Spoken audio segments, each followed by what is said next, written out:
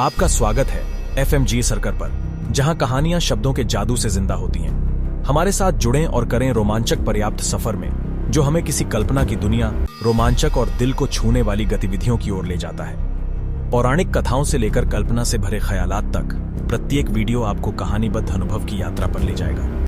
तो लाइक करें, टिप्पणी करें, शेयर करें और सब्सक्राइब करें बेल आइकन के साथ, जिससे आप हमारे नए वीडियो को न छू कर देख सकेंगे। ध्यान रखें, एफएमजी सरकार पर हर शब्द एक कहानी सुनाता है। समुंदर की एक कहानी देवताओं की पसंदीदा मानवों की बात है कि उन्हें निम्न प्राणियों की भाषा को समझने का वरदान प्राप्त होता है। और ऐसे मानवों की मैंने हमेशा इच्छा की है, क्योंकि पशु और पक्षियों की उन्होंने वो देखा और सुना जो मानव कभी नहीं जान सकता। मैं कभी उनकी वर्णमाला के अधिकांश से परे नहीं जा सका, जिससे मुझे यहाँ वहाँ छोटे अर्थ के एक एक शब्द को छांटने का संभावनात्मक ज्ञान मिला। परंतु महासागर की अविरत बातचीत कभी भी थमती नहीं थी, कभी भी मेरे लिए स्पष्ट नहीं होता था। और अनेक रात्रि के घंटों तक मैंने अपने द्वीपीय घर को घेरने वाली शीतल रेतों पर कदम रखे और आदरणीय भयभीति के साथ सुनता रहा, जो उसकी छाती को छूने वाली स्वादशील दक्षिणी हवा को उसके ब्रेस्ट पर चुम्बन देती थी। तबाही और भूत की अजीब अजीब कहानियां, जंगली युद्ध और निराशाजनक कार्य उन दिलचस्प किस्सों के साथ मिलती जुलती थी, जिन्हें संगीतपूर्ण समुंदर से सुनकर जीवन की विविधता की खोज में रात भर खो जाता था। प्रेम और मान, शर्म और बलिदान की कहानियां एक दूसरे के ऊपर एक सपने में भूत जैसे चापे जैसे आते थे। एक रात जब नई चांदनी वीनस की भव्य कक्षा से झूलते हुए आकर वेनस की आग के आसपास लटकते हुए नजर आया, एक गर्मियों का आकाश जिसमें शुद्ध सोने की पात्रियां सजीव हो रही थी, मैंने सुस्त लहरों की सुनी, नींद से अचंभे के साथ लंबी और निम्न बीच पर तैणवादित गर्जन की भांति, और कहा, समुंदर मुझे बुला रहा है। और मैं गया बीच पर लंबी पियर पर, जहां लहरें अपने स्प्रे को एक जमाकी की भांति छिड़ सकती थी, जैसे एक बौछार। मेरे चेहरे पर ठंडे मोती की तरह गिरने की अनुभूति हो रही थी। मैं लंबे समय तक ठहरा और एक दुखद और अजीब कहानी सुना, जैसे एक मिठी आवाज वाली महिला एक परदेशी भाषा में कह रही हो और आंसू और सांसों के साथ संयोजन कर रही हो सच्चे प्यार की एक खराब मोड़ की कहानी को। बीच पर उन्होंने उन दिनों में चलते हुए दिखाई दिया, जिन्हें मानव को बहुत पुराने समय के रूप में प्रतीत होते हैं। कितने छोटे और अजीब हैं मानवों के छोटे छोटे जीवन, और कितने ऐसे आदर्श हैं जिन्होंने उनके दिल को सीमित किया और उनकी आत्मा को उसके समय से पहले शापित किया। मेरे लिए, जिनके द्वारा वे दो शाश्वतताओं को जोड़ने वाले आहों और आंसुओं का वह पुल बन गया है। लगता है कि कल रात ही थी जब वे हाथ में हाथ डालकर यहाँ घूमते थे, खुशी के परिपूर्ण स्तर में, जो बराबर प्रेम की उत्पन्न होने से हुई थी। उन्होंने मेरे महिमा को दिखाने के लिए नहीं सोचा। मैंने उनकी प्रशंसा की ध्वनि को सुनकर अपनी बर्फीली स्प्रे को उनके पैरों के चारों ओर घुमाया। हार्वेस्ट चांद की चांदनी के सिल्वर प्रक्षेपण को एक लंबे झिलमिलाते परत में लहराया। चमकती हुई फास्फोरेंस की उच्च घटनों की लहरें बड़े ही उत्साह से पिरोकर बड़े सारे रंग की लहरों के साथ मिला दी, जो चांदी की धरतियों की तरह दिखती थी। हीरे से सजीवित एक सोने की बीच पर तोड़ने वाली और 10,000 वर्षों के कवियों की मधुर उपमाओं का गीत गाती थी। पर वे उनकी दिलों की धड़कनों के अलावा कुछ नहीं सुनते या नहीं देखते थे। पवित्र ताल में और प्रेम की बत्तियों की रोशनी में ही सांस लेते थे, जैसे एक स्वर्गीय संगीत के मधुर स्वरों में डूबे हुए, एक दूसरे की आंखों में आग की भांति ज्यों स्वर्गीय थे। फिर बिना आस्तीन के, बिना बाजू के, शर्मिंदा लेकिन खुश, वे लहर की ओर गए और मैंने उन्हें अपने सीने में लिया और सुना कि उन्होंने कैदी किए गए कानूनों के बारे में बोला और निर्दय आदर्शों को समझकर उन्होंने उनकी अपनी धरती से बगावट की बातें की और संख्यात परंपराओं को ताड़ दिया। पर डर से वह बोली और आह की, फिर भी उससे और ज्यादा जुड़ी रही, जैसे कि पृथ्वी और समुद्र में केवल एक ही पूर्ण पुरुष का मूल्य मान रहे हों, और वही वह है। घंटे घंटे वे मेरे करीब थे और 1000 बार उसने उससे कसम खाई कि उनके जीवन, ताकि उनका पृथ्वी और समुंदर में बिना उसके मरने के समान गूंथा रहता, और उसके होंठों को चूमती, उसकी आंखों को, उसके हाथों को, और उम्मीद की कि वह उसकी पत्नी होती, ताकि वे वह प्रेम जो उन्होंने स्वर्ग से छिपाने की कोशिश की थी उसे पूरी दुनिया के सामने चमका सकते। एक छोटा सा साल बीत गया और फिर वे वापस आए, हाथ में हाथ नहीं होकर। उसने उससे बात की और वह कड़े ताने के साथ जवाब दिया। वो टूटते हुए होंठों से पुराने दिनों की ओर स्पर्श किया, जब प्रेम उनके दो जीवनों का स्वामी था। लेकिन वह प्रेम और उसे उसके साथ मजाक करती थी और उससे जाने के लिए कहती थी। फिर वही व्यक्ति जिसे हमेशा स्वामी बनने की आदत थी पहली बार मांग करने लगा, और व्यर्थ हो गया, क्योंकि उसका दिल लंबे भूले गए राजाओं की अशेषित राख की तरह ठंडा था, नीचे की ओर हवाओं की तरह क्रूर था, जो उत्तरी क्षितिज से आई बर्फ भरी हवाओं के साथ चलती है, समुद्रों के साथ। यह एक दोषी प्रेम है, उसने कहा, और उसने उस पर देखा मानो कि उसने सुना ही नहीं हो। फिर उसने मुड़कर जाते हुए देखा, जैसे कि वह सपने देख रहा हो, क्योंकि उसके दिमाग में उसे उसके साथ गलती का विचार कभी नहीं आया था। उसने तो सिर्फ उसकी पूजा की थी, जैसे भक्तिपूर्वक सब इन सूर्य और आकाश के संगीत की कर सकती है। फिर वह आया, लेकिन वह पूरी तरह अकेला था। वह लंबा और अकेला सुस्त बीच पर चलता रहा, ठंडे मौसम के आसमान के नीचे, जब ठंडी कोहरों को परिवर्तित करता था। पिघली रोशनी में तूफानी आसमान को गर्मी के एक आसमान में अनगिनत सितारों द्वारा सजाए गए, और फिर फसल की चांदनी द्वारा राज्य की गई। शून्य भूखंड पर ठंडी हवा गीत और आदमी और कन्याओं की मजेदार हंसी के साथ बहती रही, और वह उसके साथ थी। उसकी प्रेम रोशनी से उसकी हर धमनी में नाचने लगी। उसने उसकी ओर अपना हाथ बढ़ाया, लेकिन आसमान ने सोने से लोहे के रंग में बदल दिया। टटोली उसके पैरों के चारों ओर बह गई, ठंडी कोहरे उसके ऊपर बिछ गई और उसके दिल में बर्फ भरी उंगलियों के साथ घुस गई। और उसने झूठी दृष्टि, चीखती हवा, सोने के रंग में ठंडी कोहरे को शपथ खाई, शाप दिया।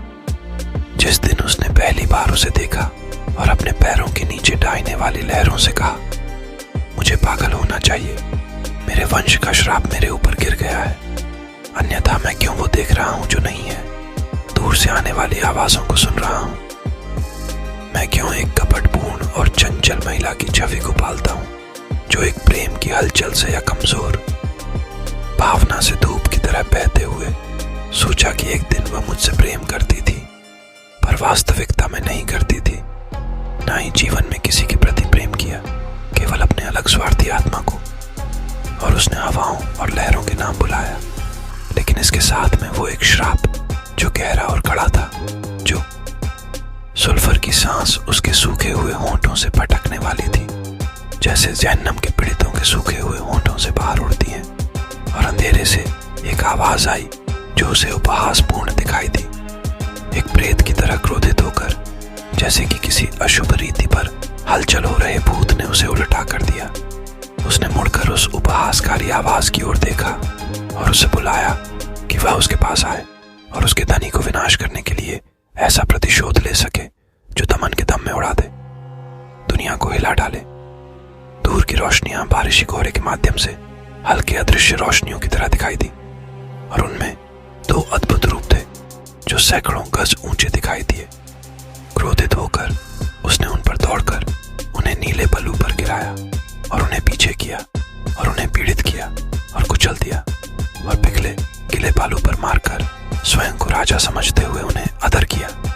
लेकिन जैसे ही उन्हें स्थिति की भांति रखा, कोहरे ने उन्हें अचानक आवृत्त कर दिया। पैरों और हाथों से मारने की कोशिश की, लेकिन उन्होंने अपनी जान की बदुआओं के लिए चिल्लाया कि वे ईमानदार मछुआरे हैं जिन्होंने महाकल्पी लहरों के ऊपर थोड़ी सी आवाज सुनी थी और उसके उत्तर में आए, सोचते कि कुछ नाविक दुर्घटना में फंस गए हो सकते हैं और मदद के लिए पुकार रहे हैं। क्रोध की आंधी जो मारों में खत्म हो गई, उन्हें ऊपर उठाने में मदद की, उनके पूरे चेहरों से खून और बालू को साफ किया, उनकी कम जेब में से कुछ सिक्के दिए और उनसे कहकर पीने की सलाह दी, जैसे कि नरक के पिशाच सुबह की तरह उसे दुनिया से खींच कर ले जा सकते हैं।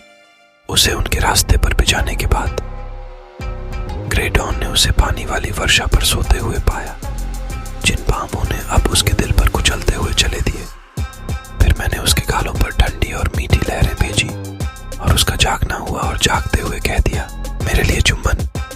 वे ठंडे हैं, महान मातृ सागर, लेकिन प्यार की सूजी हुई ठंडे से भी ठंडी है, जिसने सिर्फ तिका की सहानुभूति की कड़वी राख छोड़ दी है। मुझे ख्वाब आया कि मैं तेरी छाती पर उसके साथ बार बार हूं, जिससे मैं इतना प्यार करता था, और तू उसको। हमें एक सुंदर द्वीप पर पहुंचाते हुए, जो खजूर के पेड़ों से घिरा होता है और फुटफुटते पक्षियों और बहने वाले झरनों के संगीत से सुरमय था, जहां हम सदैव रह सकते थे, जैसे हम इस प्रकार बरता रहे।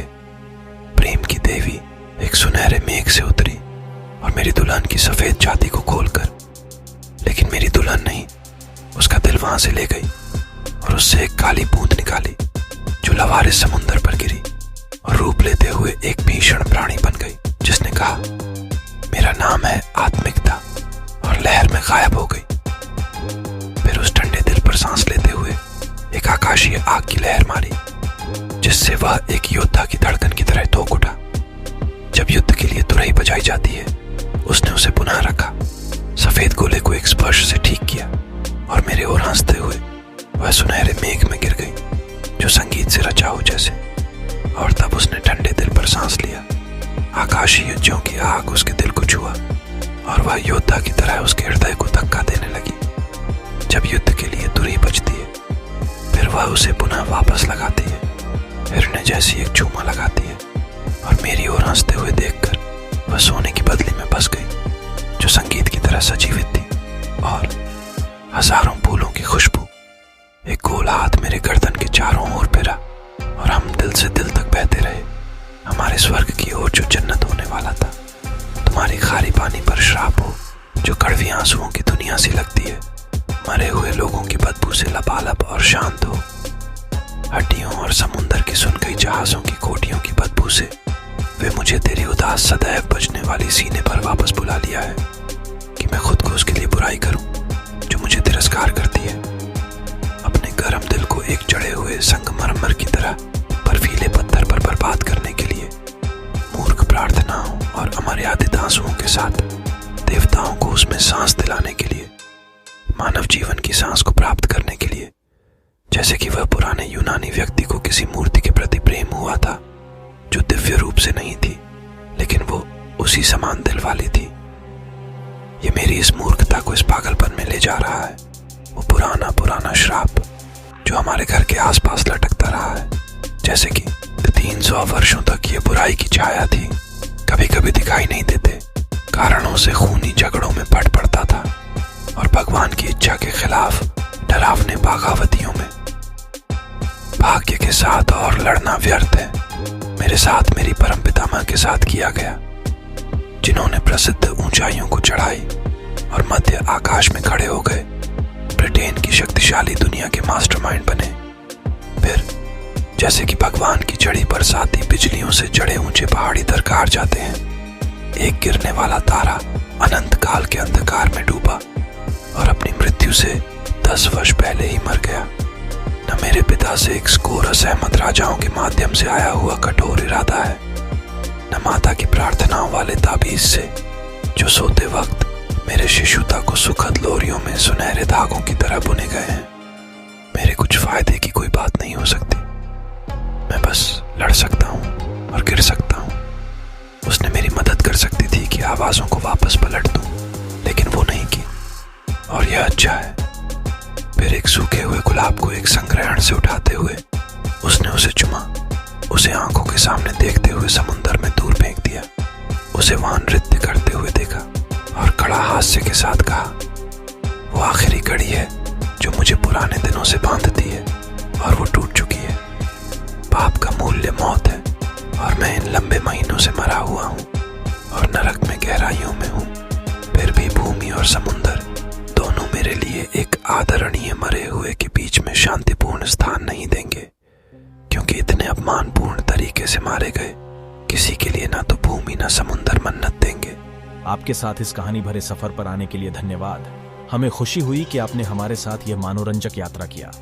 अब आप इस चमत्कारी संसार से लौटने के लिए तैयार हों, परंतु कहानीबद्ध अनुभव न सिर्फ यादगार रहेगा, बल्कि वीडियो को लाइक करना, टिप्पणी करना, शेयर करना और सब्सक्राइब करना ना भूलें, ताकि हम आपको और भी बेहतर कहानियों से भरे हुए साहसिक सफर पर ले जा सकें। धन्यवाद और मिलते हैं अगली कहानी में। ध्यान रखें, FMGA सरकार पर हर शब्द एक कहानी सुनाता है।